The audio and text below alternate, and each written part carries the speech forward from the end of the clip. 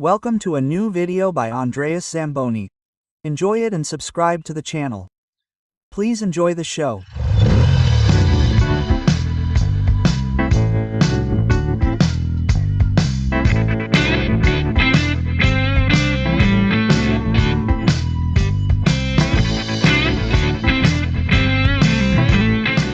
So, let's see if you can figure out where I am from just one bike, or rather a glimpse of just one bike.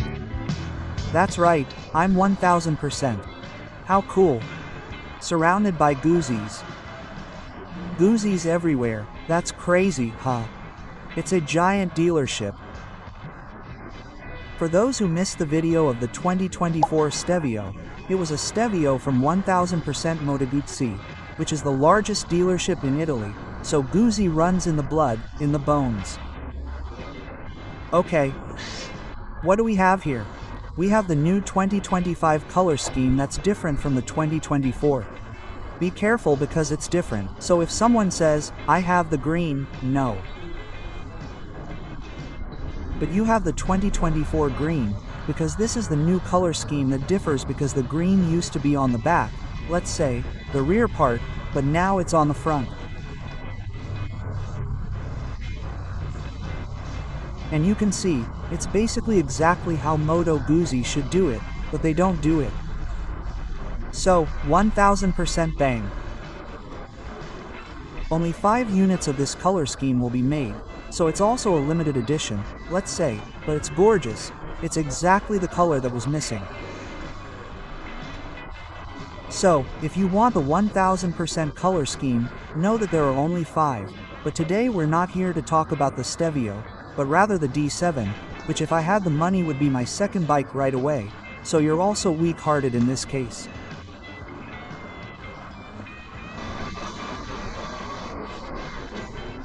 But let's talk about the sport version, which is the new addition to the V7 range this year, and then we'll see all the details, but in the meantime I'll show you the colors, which are Lario Gray. How beautiful, Lario Gray, just the name.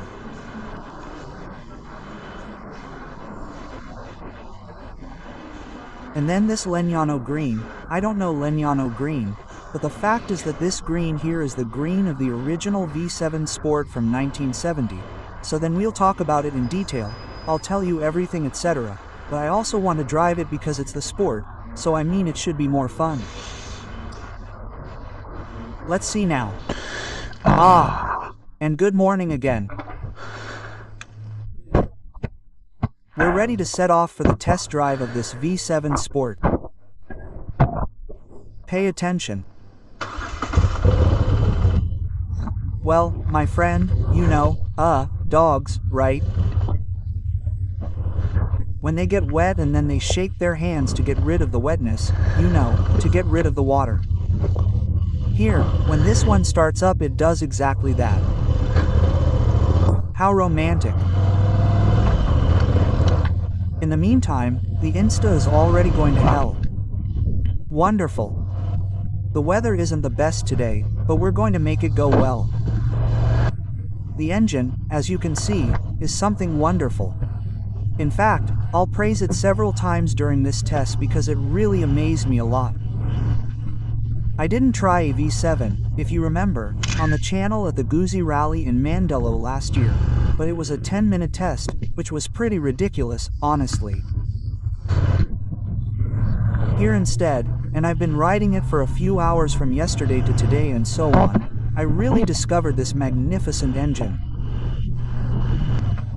As you can see from the start, it's a lively engine. I mean, enough with these parallel twins running in front of the gears like mine, by the way, on the Touareg, obviously. Well, for heaven's sake, it still has its own character. It has a lot of power, an incredible high-end pull. I mean, it still accelerates. But this stuff here, I mean, this is, let's say I don't want to say the true essence of the bike, but right here you feel alive with the bike. I mean, you feel like you're holding something in your hands that's not a bit like what's happening in the world of cars, right? Tablets with 4 wheels, you know, you're not holding a bike in your hands, let's say, that's all perfect, but without personality. Here you really have a bike.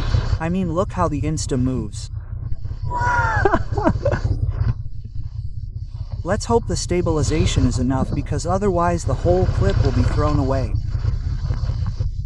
It's like it also has a heart and it beats together with yours. Basically the bike is quite similar, no, to the V7 that we've always known. But I would really like to talk to those like me who maybe have never tried it or who are fascinated by this type of bike, but for some reason have ignored Guzzi. I would like to make you change your mind in this video a bit, because it's a brand that I'm really passionate about. Beyond the collaboration with 1000%, which is also the largest Guzzi dealership in Italy and which allowed me to test it. But beyond this thing, I really like Guzzi, guys. It's a beautiful brand, full of history, full of personality, and above all it's still an Italian brand.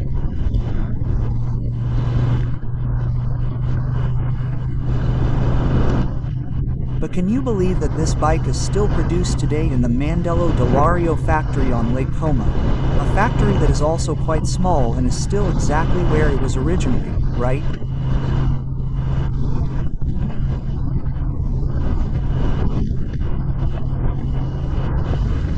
That's crazy, considering that in 2025 we find ourselves in a world of acquisitions from the Chinese, in a world where we Italians go and have our bikes and cars produced abroad because, for reasons of cost, for reasons of numbers, etc., we no longer produce here.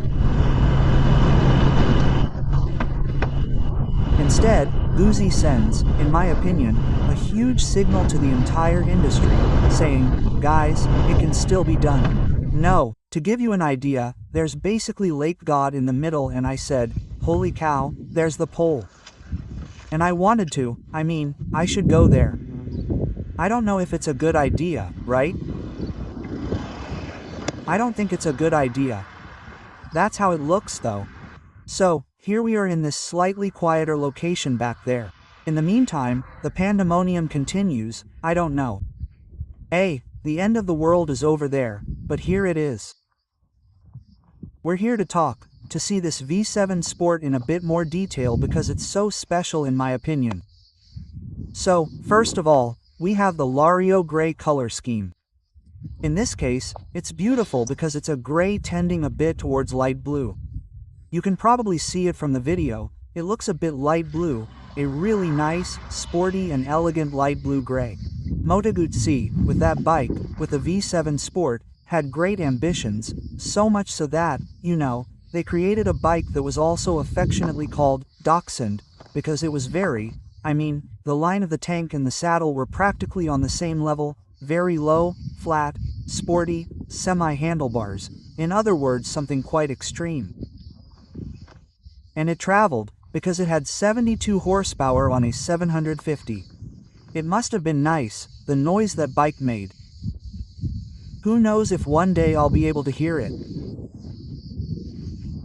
Anyway, today we have a version that basically maintains the same engine as the others in the rest of the 850 volt 7 range, so an 850 with 68 horsepower, I think 67 something.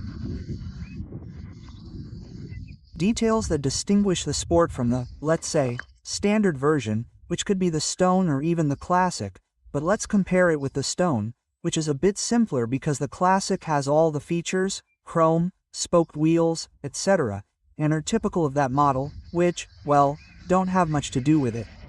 Instead, here we have a version, let's say an upgrade, of the Stone.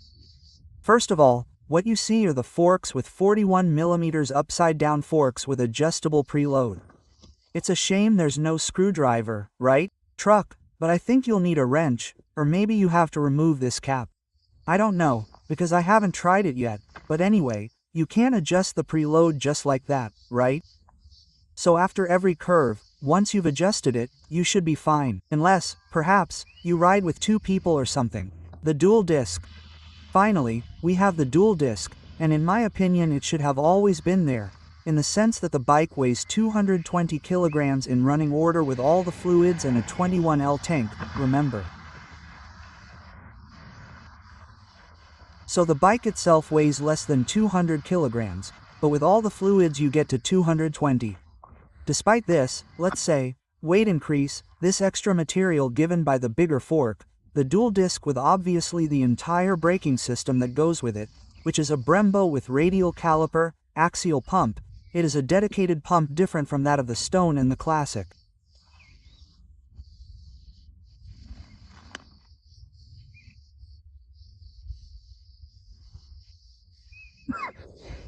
Despite this, they have managed to, let's say, have a weight that is only 2 kilograms higher than the Stone, because even the alloy rims and the spokes are different and are, overall, 1.8 kilograms lighter than those of the Stone.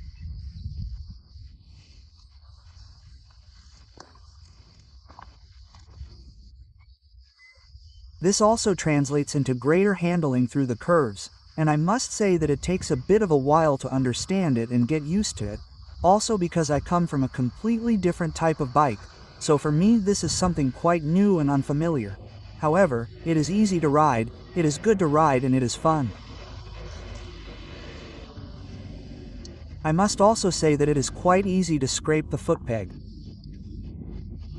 This is because in any case, the bike maintains a low line and the frame, the exhaust, in any case, it is a very low scrambler, a classic, a scrumbler, a very low classic, so, well, let's just say that you don't really get excited, but you do have fun.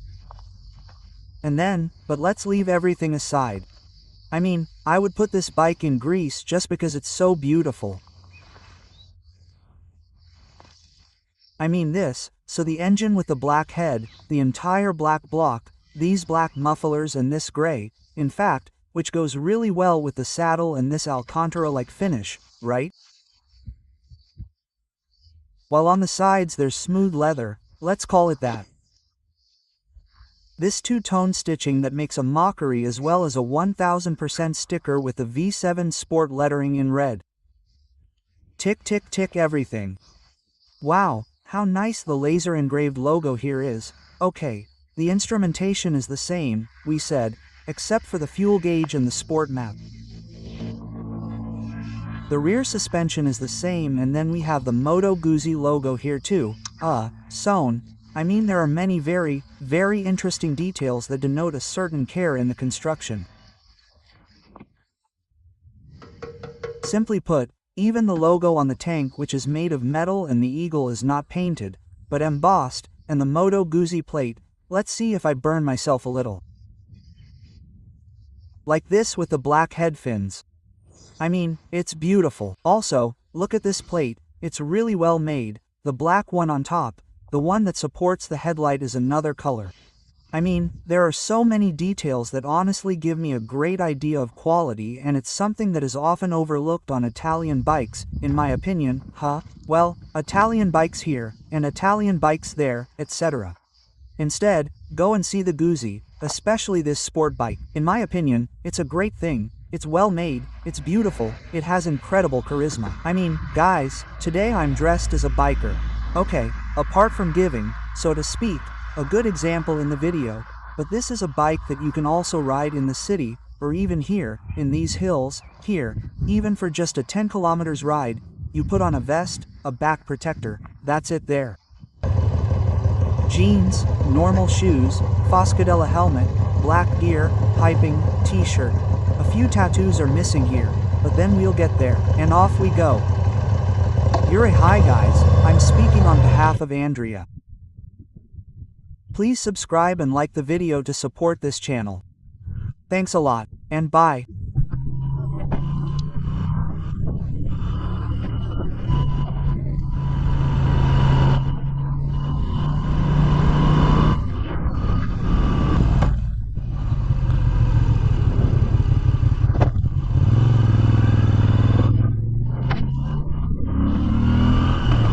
Oh, come on. In the meantime, it's dried out a bit, so let's see if we can test the dynamic qualities of the Vitona 2. But then sport, damn it, the throttle response is absurd.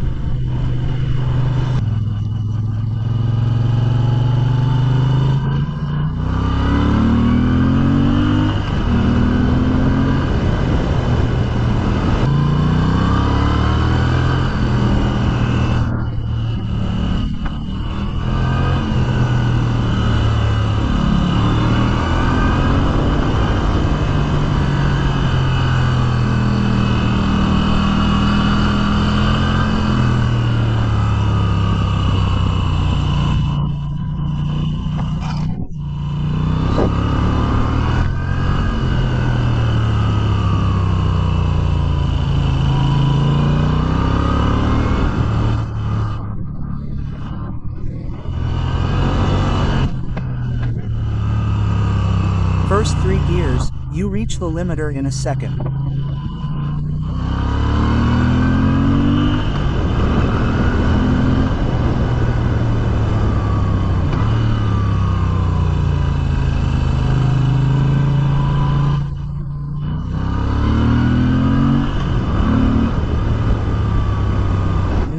No water, no water.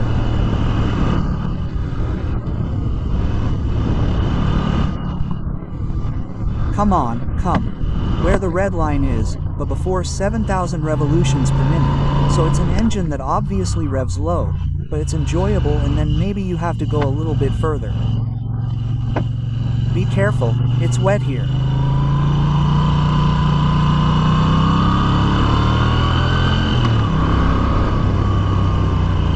But then it's also nice to go uphill like this at 3,000 to 4,000 revolutions per minute, just like Harley.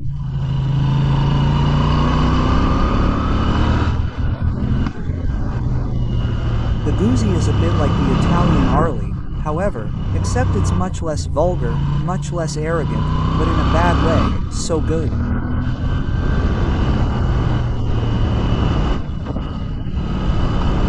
Much more stylish and maybe also very well made.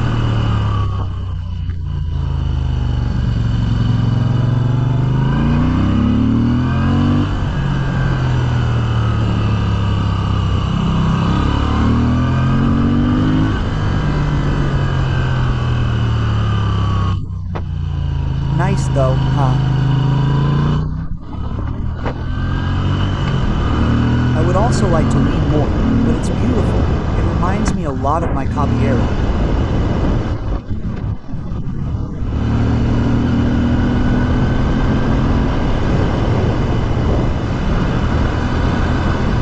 Wow, huh? You can do some pretty good rhythms, huh?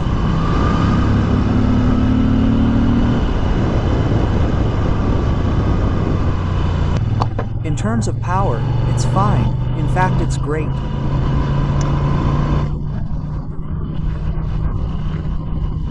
Maybe what I would improve is simply the ground clearance a little, because in my opinion it would be nice to lean even more with this bike, because the frame and everything else allows it.